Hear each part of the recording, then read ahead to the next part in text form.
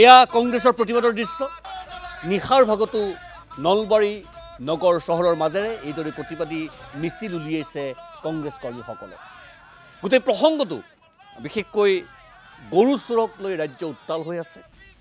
ৰাজনৈতিক বিভিন্ন ক্ৰীড়া প্ৰতিক্ৰিয়াৰ সৃষ্টি হৈছে, তাৰ মাজত প্ৰতিবাদ অব্যাহত আছে। বিভিন্ন স্থানত গোধনকো প্ৰতিবাদস্থলীলৈ আনি প্ৰতীকী প্ৰতিবাদ সাব্যস্ত কৰে কংগ্ৰেছীয়ে। নলবাৰীৰ প্ৰতিবাদকাৰীসকলে কি মন্তব্য প্ৰকাশ কৰিছে শুনোৱা।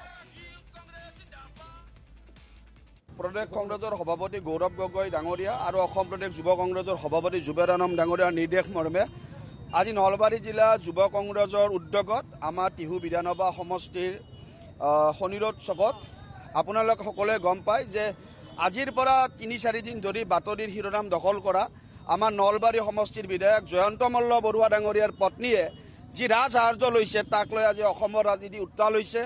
অকল জয়ন্ত মল্ল বৰুৱা বুলিয়ে নহয়, তেখেতসকলৰ সভাপতি দিলীপ শইকীয়া, বিধায়ক সিদ্ধাৰ্থ ভট্টাচাৰ্য ডাঙৰীয়াৰ পত্নীয়ে ৰাজসাহাৰ্য লোৱা বিষয়টোৱে আজি যুৱ কংগ্ৰেছে আমি প্ৰতিবাদ কৰিছোঁ।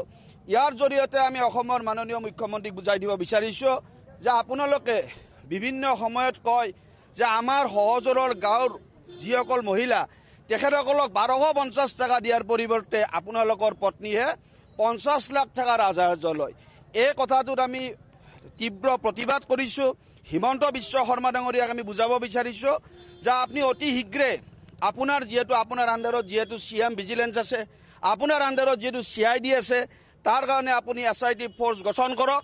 জয়ন্ত মল্ল, দিলীপ শইকীয়া আৰু সিদ্ধাৰ্থ ভট্টাচাৰ্য ডাঙৰীয়াহঁতৰ ঘৈণীয়েকবিলাকে যেনেকৈ গৌৰৱ, ইয়াৰ এক ন্যায়িক তদন্ত হ'ব লাগে।